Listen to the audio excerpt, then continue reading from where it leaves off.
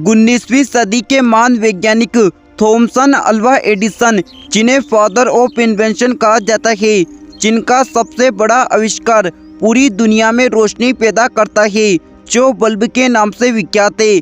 इस वीडियो के अंदर मैं आपको बताऊंगा एडिसन द्वारा बल्ब का निर्माण कैसे किया गया। एडिसन का जन्म 1847 को संयुक्त राज्य अमेरिका में हुआ था। वो विज्ञान के प्रति जिज्ञासु छात्र थे, जिस वजह से एडिसन स्कूली दिनों में अपने टीचर से उल्टे सीधे प्रश्न पूछा करते थे।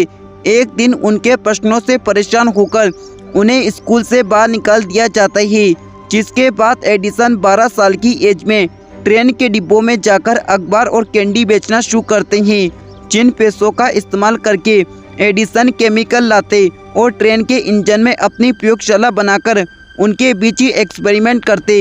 एक दिन एडिसन के हाथों केमिकल नीचे गिर जाते हैं, जिनके रिएक्शन की वजह से ट्रेन के भीतर आग लग जाती है, जिसे देखकर कर्मचारी एडिसन को थप्पड़ मारकर वहां से निकाल देते हैं। लेकिन एडिसन परिस्थितियों के सामने झुके नहीं, बल्कि घर पहुंचकर अपनी मां का समर्थन मांगा, जिसके बाद एडिसन घर के तहखाने को प्रयोगशाला के रूप में इस्तेमाल करने लगे, जहां पर उन्होंने मशीन की रिसर्च को लेकर कई सालों तक काम किया।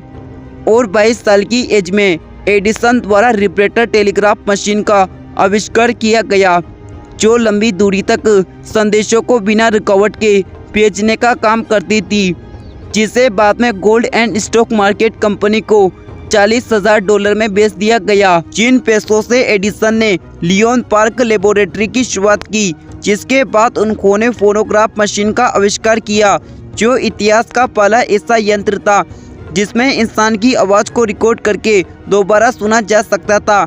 एक दिन एडिसन जब अपने कर्मचारियों के साथ लैब में काम कर रहे थे, उस दौरान उन्होंने महसूस किया कि लोग अंधेरे से बचने के लिए लालटेन का इस्तेमाल करते हैं, जो काफ़ी ज़्यादा महंगा और खतरनाक था।